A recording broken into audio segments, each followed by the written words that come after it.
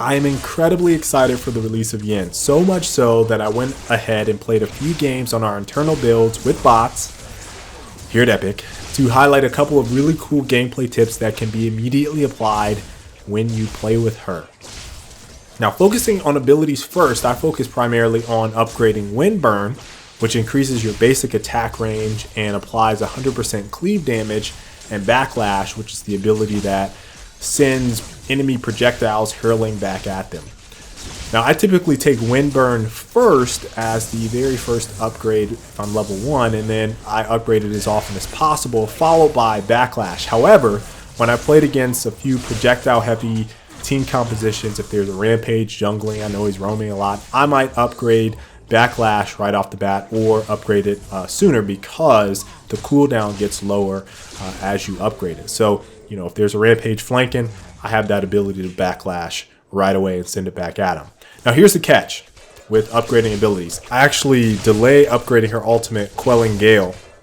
After I get it at level 5, I do not upgrade it again until it's mandatory. So once you have it, if you're using it wisely while you're upgrading the rest of your abilities, you'll find that you can use that in situations where it's mandatory, but you can get away with upgrading the rest of those abilities to fill them out and make her kit really, really shine.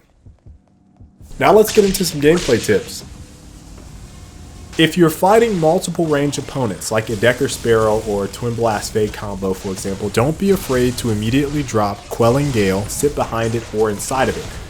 Why, you ask? Well, basic attack projectiles can also be slowed in Quelling Gale. A lot of folks still don't know this. So an attack speed heavy Sparrow, for example, or Twin Blast will fire a few projectiles into that Quelling Gale. They'll get slowed and you can knock them right back at them with Backlash.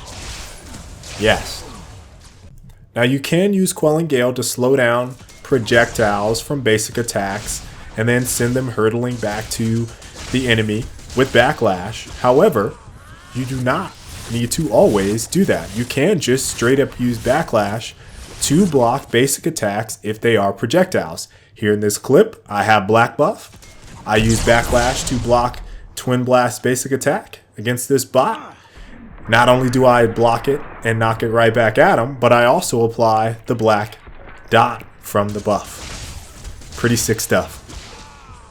Now, if you get an enemy low, like Fang Mao or Grux or even Crunch, for example, and you know they're about ready to escape, be ready to use Lash Kick to lasso on and get taken along for the ride before they get out of range. It's a great way to stay with them if you know they're about to try to escape. You want to be careful though, because if they go too far and they end up under a tower or something like that, you're going to take some damage and you'll get taken so far away that you won't be able to recover. You can use the second jump, that directional jump, this is a tip here, to kind of control where you want to land. So after you pop off of their head, if you're holding left, right, up, down, that second jump is going to be directionally based off of your input. So be very alert when you use that jump. Now, I haven't tried all of the cool Lash Kick combinations and different combos either with allies or against enemies, but one I do love is during Howitter's ultimate. You can lasso off of him if you jump into the air, and basically as he ults, you can either go up with him, or if you see him up in the air and you happen to be caught in his ult, you jump up on him, lasso him, and then jump out of the ultimate. So you can kind of stick with him even when he's going down on that landing. So that's a great way to stay with Howitzer and stick on him as well. Last major tip I have for you is to always be ready to use Wind Burn. The range increase is substantial, and leveling it quickly will allow you to have that increased range more often. Again, she's a hybrid melee carry, so she basically has variable range, and her natural basic range is further than a melee hero. So she already has a little bit of leniency when it comes to range, but that Wind Burn is going to allow her to really harass outside of a basic melee hero.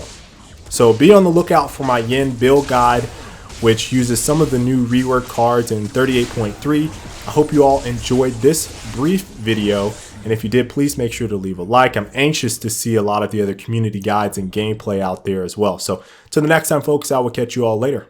Stay frosty.